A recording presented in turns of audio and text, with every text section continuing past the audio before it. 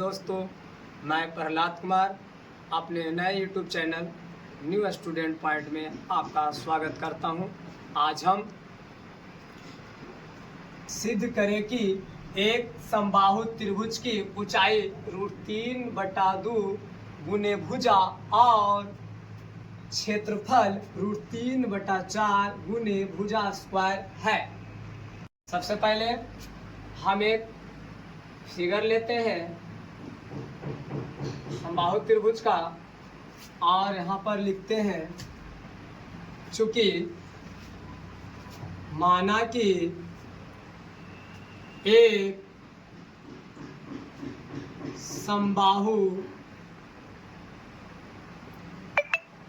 त्रिभुज की भुजा ए है। हमने समबाहु त्रिभुज की भुजा को क्या मान लिया? ए। तो इस वजह से सभी त्रिभुज की जो भुजा होगा ए ए ए होगा। अब हम BC पर AD लंब डालेंगे, यानी कि BC पर AD लंब डालेंगे, यानी कि BC लंब AD। इस प्रकार हमारा फिगर में ये आ जाएगा, ये D आ जाएगा। अब यहाँ पर BC बराबर A है तो BD बराबर हो जाएगा A/2। तो यहाँ पर B और D का जो वैल्यू है वो A/2 है, A/2 है DC का भी। इस प्रकार DC का भी वैल्यू हो जाएगा A/2। अब हम एक त्रिभुज, यहाँ पर हम देख रहे हैं कि A, B और D एक त्रिभुज बना, A, C और D एक त्रिभुज बना। हम कोई एक त्रिभुज से चलेंगे, यानी कि सबसे पहले एक त्रिभुज A, B, D से चलेंगे। ठीक है, जब हम A, B, D से चलेंगे तो सबसे पहले हमारे पास एक त्रिभुज बन जाएगा। यहाँ पर A का भुजा है, B और D A/2 है। AD हमको निकालना है, AD को क्या करना है? निकालना है। यहाँ लिखेंगे, चूंकि हम जानते हैं और यहाँ क्या जानते हैं? पाइथागोरस प्रमेय से समकोण त्रिभुज में मेरा लग जाएगा, यानी कि कर्ण स्क्वायर बराबर लंब स्क्वायर। बताइए इस त्रिभुज में कर्ण कितना है? तो कर्ण हमारा A है और यहाँ पर आधार कितना है? तो आधार हमारा A/2 है, लेकिन लंब हमारे पास कुछ भी नहीं है तो A और D रख लेंगे। ठीक है, और इधर से आ जाएगा AD का स्क्वायर। ये बताइए A है तो A स्क्वायर हो गया और ये 2 दूनी 4 हो गया। अब यहाँ पर ई प्लस क्या हो जाएगा? माइनस, यानी A स्क्वायर माइनस A स्क्वायर/4 और इधर से AD का स्क्वायर। ठीक है, 3। अब हम A और D को लिख देंगे AD स्क्वायर, और इधर से हमारे पास इसके नीचे कुछ तो 1 होता है, यानी कि 4 LCM हो गया। 1/4 में तो 4 और 4A स्क्वायर, इधर से 4 कैंसिल आउट हो गया तो बच गया A स्क्वायर। A का स्क्वायर 4 में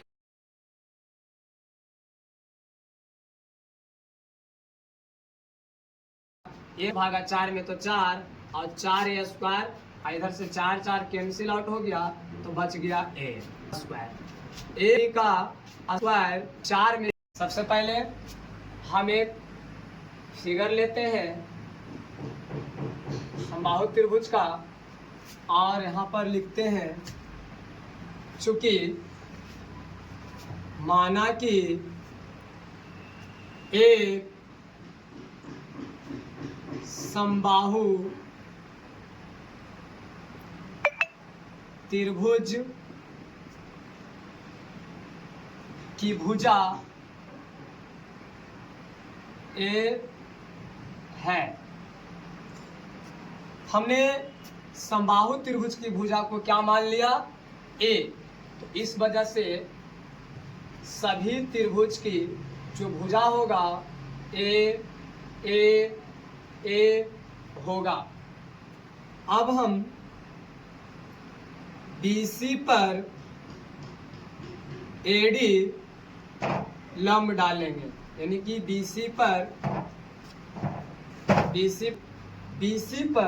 AD लंब डालेंगे, यानी कि BC लंब AD। इस प्रकार हमारा फिगर में ये आ जाएगा, ये D आ जाएगा। अब यहाँ पर BC बराबर A है तो BD बराबर हो जाएगा A/2। तो यहाँ पर B और D का जो वैल्यू है वो A/2 है, A/2 है DC का भी। इस प्रकार DC का भी वैल्यू हो जाएगा A/2। अब हम एक त्रिभुज, यहाँ पर हम देख रहे हैं कि A, B और D एक त्रिभुज बना, A, C और D एक त्रिभुज बना। हम कोई एक त्रिभुज से जाएंगे, यानी कि सबसे पहले एक त्रिभुज A, B, D से चलेंगे, ठीक है। जब हम A, B, D से चलेंगे तो सबसे पहले हमारे पास एक त्रिभुज बन जाएगा। यहाँ पर A का भुजा है B और D A/2 है। AD हमको निकालना है, AD को क्या करना है? निकालना है। यहाँ लिखेंगे चूंकि हम जानते हैं और यहाँ क्या जानते हैं? पाइथागोरस